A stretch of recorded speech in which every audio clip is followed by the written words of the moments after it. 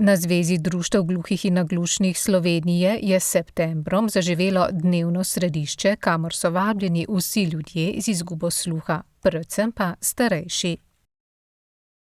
V prvi vrsti si želimo, da gluhi, ki predčasno odhajajo v pokoj zaradi beneficirane delovne dobe, živijo kvalitetno starost.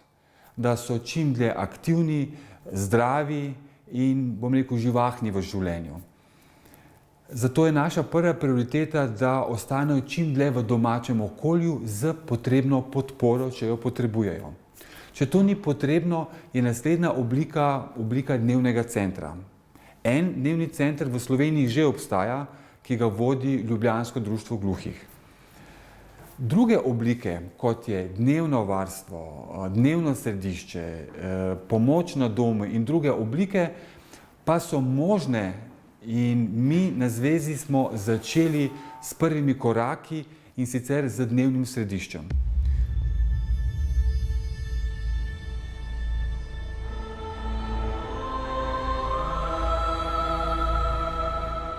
Namen dnevnega središča je v prvi vrsti druženje in programi prilagojeni posebej za starejše. V nadaljevanju pa si želimo, da bi to dnevno središče bilo tudi neke vrste medgeneracijski center mladih in starejših. Opazili smo, da je interes po prostovoljcih, po sodelovanju med mladimi in starejšimi. Posebno pozornost bodo pri tej reprezentativni invalidski organizaciji za gluhe, naglušne, gluhoslepe in osebe s polževim vsadkom namenjali tudi uporabnikom, ki so že v domovih starejših občanov, saj so ti po njihovem prepričanju praviloma precej osamljeni. Ko pa gluhi grejo v dom, je pa ta prehod v dom hud šok. Gluhi doživljajo, čustvene stiske, tudi v domovih osamljenost. Čeprav domovi dobro skrbijo za vse na področju zdravstva, druženja, sociale, pa so gluhi, če so sami v domu, tudi zelo, zelo osamljeni.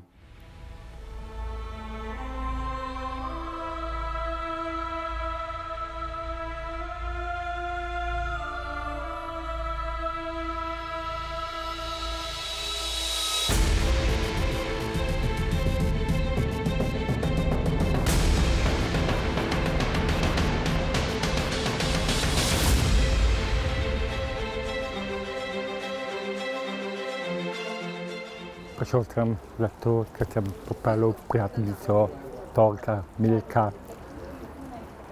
Želel sem, da bi gospa, ki je stara 70 let, da bi videla,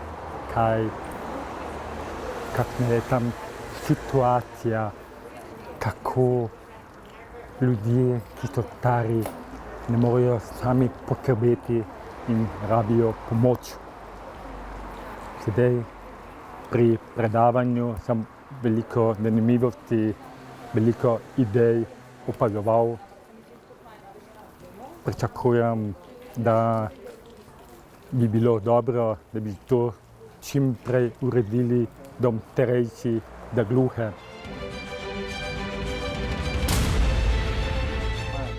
Tisti starejši ljudi so vedno še bolj občutljivi, žalostni, nimajo komunikacije, nimajo družbe. Zato sedaj sem prikrbel tudi mačka, ki dela 23 ur družba, ampak to ni nobena komunikacija. Sedaj sem jaz kot negovalec, skrbim zanjo in imam tudi družino. Želim res, da bi šla v dom, kjer bo imela družbo 23 ur, komunikacija gluhimi skupaj.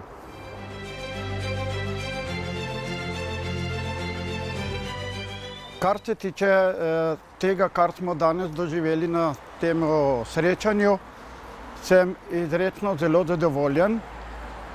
Bi pa pomogel k temu ali predlagal še to, da se za domove in zaposlovanja mladih v zdravstvu, v domovih izrecno porekam za gluhe in naglušne.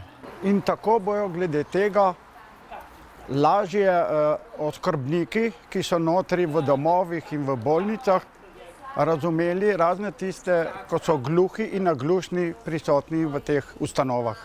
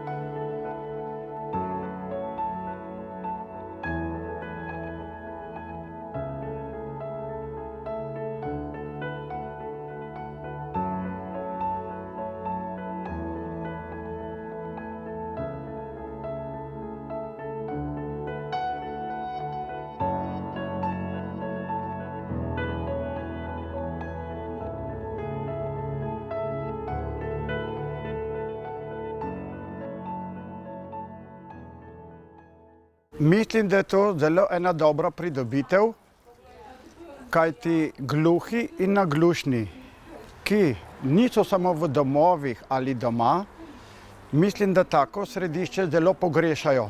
To bi morala država zelo podpirati, kajti tega zelo primanjkuje. Mislim, da smo v Evropski uniji, da določene države imajo to kar nekaj poskrbljeno. Zato, ker je gluhih in naglušnih zelo veliko članov in članic, ker je to zelo pomembno za našo družbo, da je bolj stabilna, da ni preveč depresij, da ni preveč, skratka, da se ljudje čim bolj družijo, da so bolj kolektivno skupaj.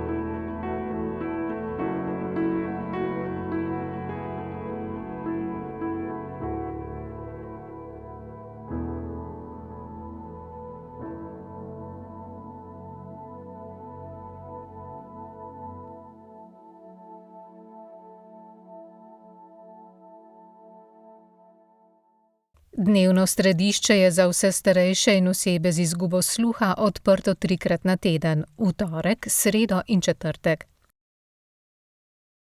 Program dejavnosti dnevnega središča lahko spremljate na spletni strani zveza-gns.si. Udeležba je brezplačna. Vabljeni.